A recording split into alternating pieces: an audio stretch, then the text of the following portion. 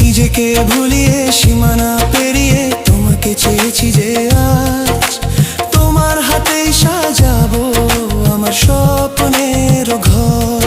আমি তোমার প্রেমে পড়ে দুনিয়া ভুলে গেছি।